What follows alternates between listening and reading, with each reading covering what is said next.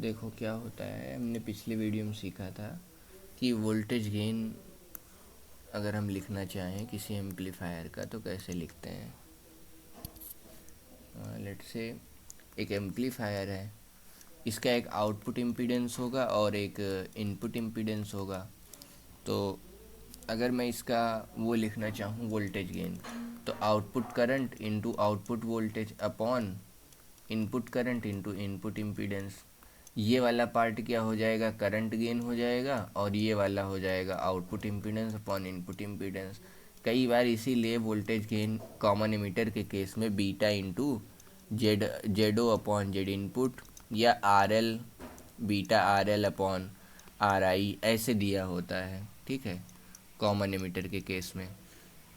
अब एक चीज़ हमें समझना होगा, यहाँ पर दो कॉयल लगी हुई हैं, यानी दो प्रकार का सिलेक्शन हो रहा है। तो इस केस में दो चीज़ें हो सकती हैं।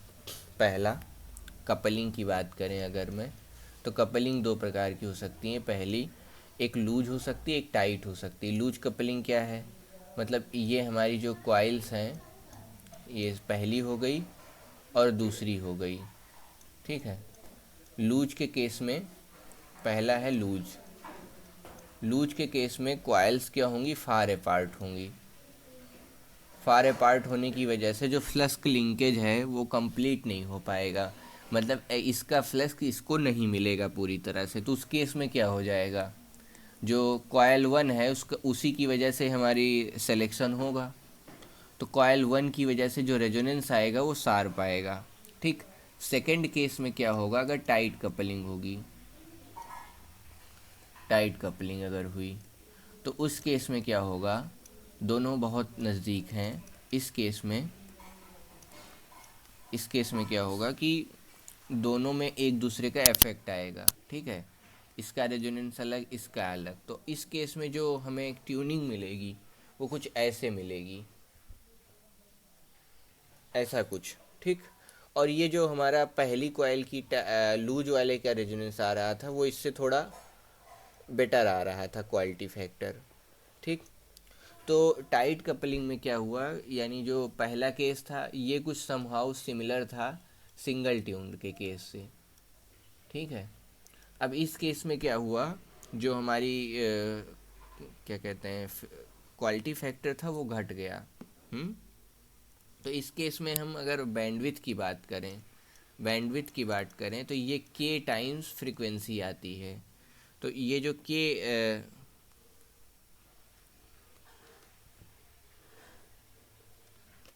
के क्या है, कॉफिशिएंट ऑफ कपलिंग है। Coefficient of coupling.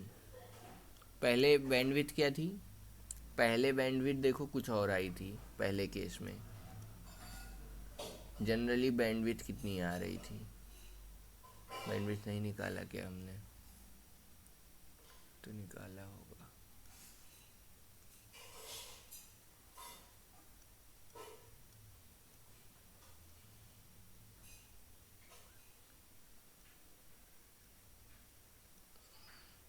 ये निकाला है, ये तो क्वालिटी फैक्टर है। चलो बैंडविड्थ निकाल देते हैं।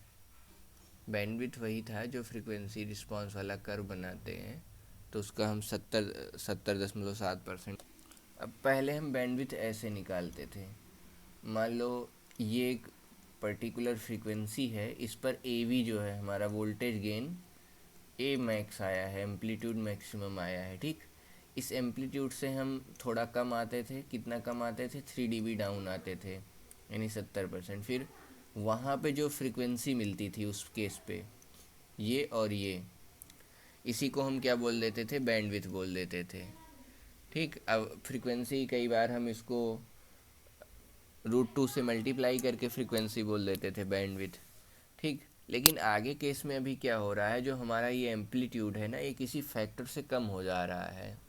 ठीक है, यानी यहाँ पर देखो, तो इसमें क्या हो रहा है, ये किसी फैक्टर से नीचे आ रहा है। तो इसी वजह से हमने के टाइम्स फ्रीक्वेंसी कर दिया, और के है कॉफिशिएंट ऑफ कपलिंग, मतलब ये हमें के गिवन होगा।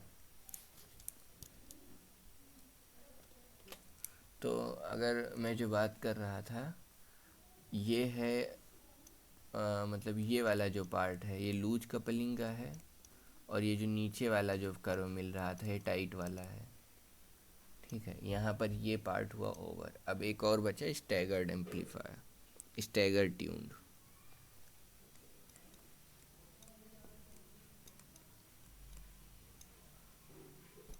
स्टैगर ट्यून में क्या होगा, कुछ नहीं होगा, जैसे पहले था।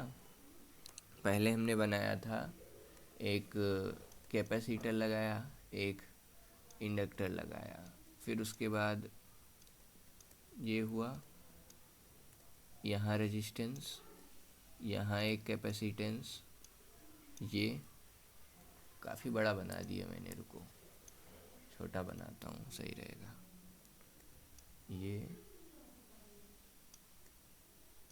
ये ठीक, उसके बाद ये एक ट्रांजिस्टर, इसका रेजिस्टेंस और ग्राउंड, फिर इससे एक कैपेसिटर लगा हुआ है ग्राउंड पे।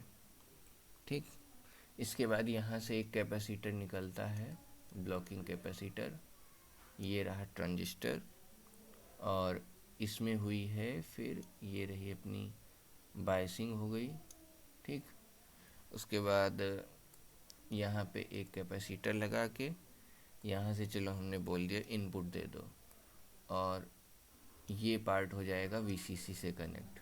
ठीक, बन गया। और इस नीचे वाले को चलो मैं सबको लाके ग्राउंड से कनेक्ट कर दूंगा अभी।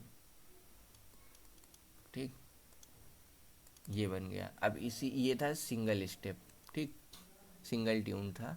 अब इससे हमने क्या किया, इसी को पकड़ा, एक मिनट, इसी को पकड़ो, एक और लेकर आओ और जोड़ दो। ठीक, फिर रुको रुको रुको एक मिनट,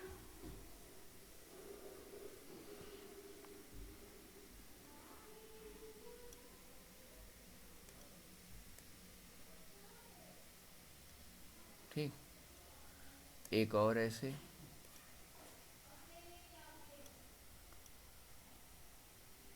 और ऐसे ही एक और,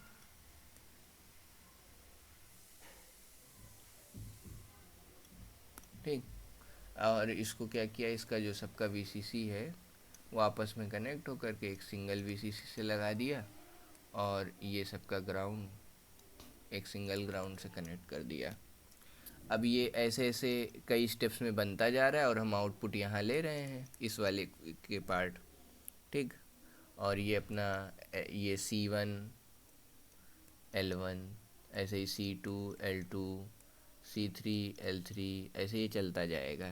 ठीक है, तो जो इसके इस तरह से जब हम सिंगल ट्यून एम्पलीफायर को कनेक्ट कर देते हैं तो इसी को बोलते हैं स्टैगर ट्यून।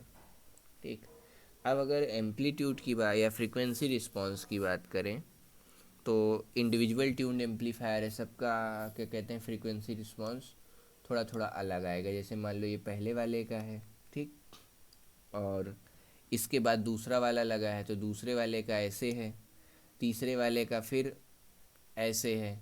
ठीक, ये इंडिविजुअल ट्यून है, ये मान लो एक का है, ये दो का है, ये तीन का है।